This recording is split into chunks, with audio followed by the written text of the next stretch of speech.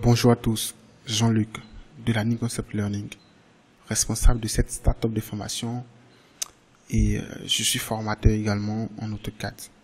Aujourd'hui, tu es avec moi parce que je veux t'apprendre quelques éléments de base d'AutoCAD.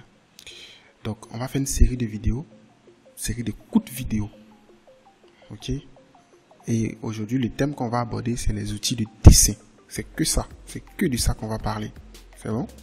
Alors, on va cliquer sur Nouveau. Pour votre information, je travaille avec l'outil AutoCAD 2022 en version anglaise. Celui qui a la version française, c'est pas grave. C'est pareil.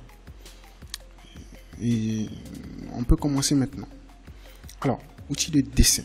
Là, vous avez votre espace de travail ici. C'est là qu'on dessine.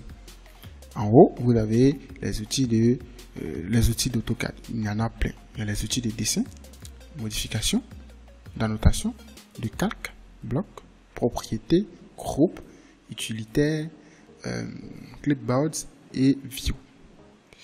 Alors nous, ce qui nous intéresse, c'est l'outil de dessin. Mais avant de commencer à dessiner, j'ai toujours dit aux gens, il faut connaître l'unité de travail.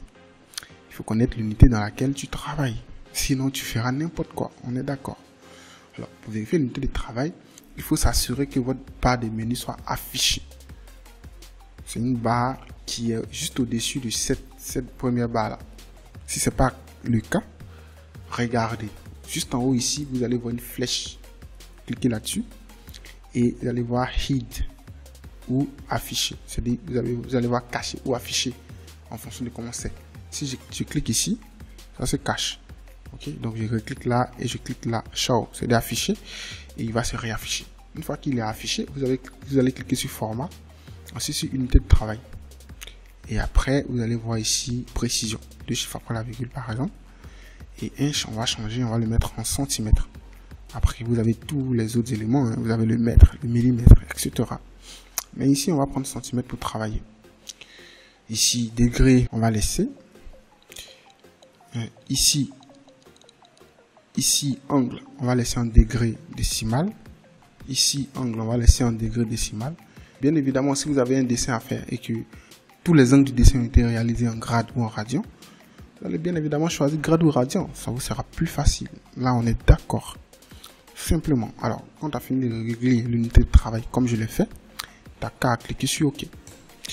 Voilà, on peut commencer les bonnes choses. Outils de dessin. Alors, simplement, je vais vous apprendre vraiment comment on travaille avec AutoCAD.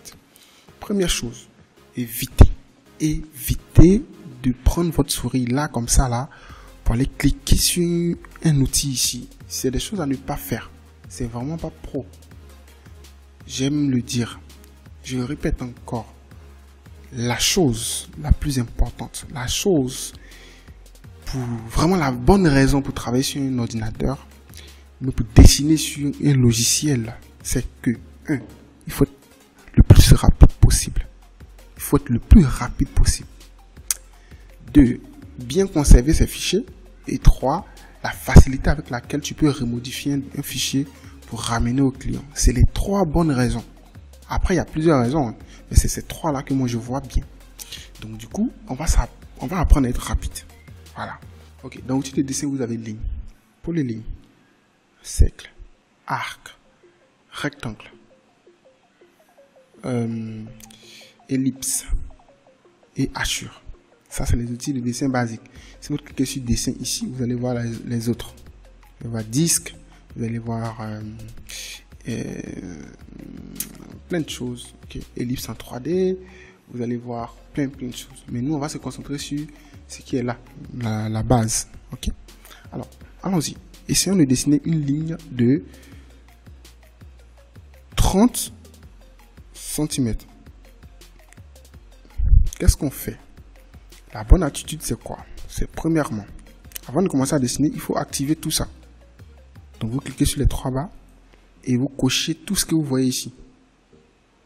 Première étape. La seconde étape, vu que je vais dessiner une ligne, je vais d'abord me demander, est-ce que c'est une ligne qui est droite ou c'est une ligne n'importe comment?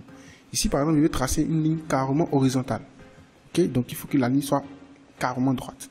Alors, première étape, c'est de prendre l'outil ligne. Donc, vous faites L barre d'espace. Donc, L barre d'espace. Vous avez L barre d'espace. Qu'est-ce qu'il faut faire ensuite? Vous allez cliquer sur votre projet et vous allez donner une direction à votre ligne. Et là, tout à l'heure, j'ai dit que ma ligne doit être droite. Et là, vous voyez, j'arrive pas à être droit parce que sachez que tous les logiciels en général sont magnétiques. Ok, donc j'arrive pas à trouver le magnétisme. J'arrive pas à être droit automatiquement. Il faut que je fasse des efforts. Et quand vous faites des efforts, généralement, sur un logiciel pour être droit ou pour être, je sais pas quoi, c'est que vous ratez le plus souvent. Donc, il vaut mieux que ça soit automatique. Alors, pour que ça soit automatique, ici sur AutoCAD, il faut activer ce qu'on appelle l'outil, le paramètre orthogonal. Il faut activer l'orthogonalité. Alors, pour activer l'orthogonalité, il faut soit venir cliquer avec la souris juste en bas, pendant que tu es en train de dessiner, ou prendre la main gauche et cliquer directement sur F8.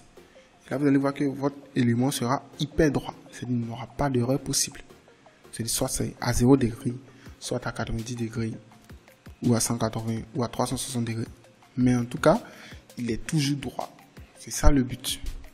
Alors, et là, maintenant, on va dessiner notre ligne, de 30 cm. Donc, j'écris 30 et je fais entrer.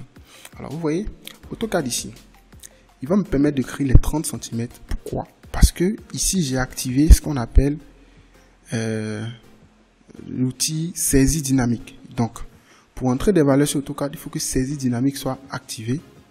Et pour être droit, quand tu traces une ligne, il faut que l'orthogonalité ici soit activée. C'est tout. Donc, j'ai fait L bas d'espace, j'ai activé l'orthogonalité et aussi mon outil saisie dynamique aussi est activé. Ainsi, je peux être droit, premièrement, et je peux entrer une valeur par rapport à ma ligne. Et lorsque j'ai fini, je peux utiliser l'outil tabulation, qui est la touche qui est juste au-dessus de la touche de majuscule. C'est là où on active le verrouillage du clavier afin de se mettre en majuscule. En tabulation, la touche au-dessus. Ok, pour pouvoir avoir accès au degré, c'est-à-dire à la rotation. Donc, j'ai fait 30. Je fais tabulation. Vous voyez là, ma souris a accès maintenant à cette partie-là. Je vois 0 degré. Je peux entrer 30 degrés aussi. Ensuite, je fais entrer.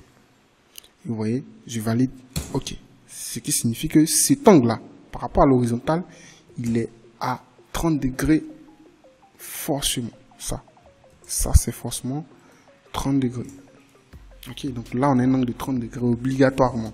C'est fait automatiquement en plus. Donc, même pas, tu ne peux pas douter de ça. Ok, donc voilà, j'efface ça. C'était juste pour vous montrer.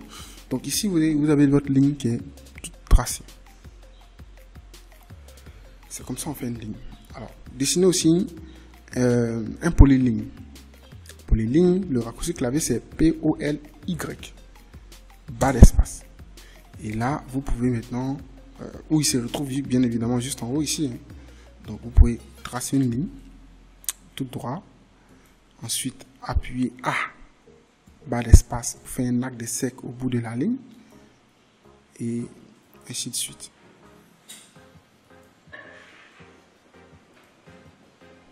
Et lorsque vous finissez de faire ce que vous aviez envie de faire, vous appuyez bas d'espace pour valider. Donc ça, c'est l'outil polyligne qui m'a permis de faire ça. Ensuite, vous avez l'outil arc. Vous appuyez A simplement, bas d'espace, et vous pouvez faire un arc de cercle. Après, vous avez l'outil rectangle. Le raccourci clavier, c'est REC. Donc REC, bas d'espace. Vous faites un clic sur le workspace, vous donnez une direction, mais dans le sens d'une diagonale, bien sûr, parce que si vous restez tout plat ici à 0 degré, vous faites n'importe quoi. Donc, il faut donner bien une direction, mais de façon diagonale au premier point. Et vous n'avez qu'à maintenant écrire les valeurs que vous voulez. Par exemple, ici, je vais faire un rectangle de 10 cm fois 15 cm. Et je fais entrer. Et là, voici mon rectangle. Ensuite, ici, vous pouvez faire maintenant...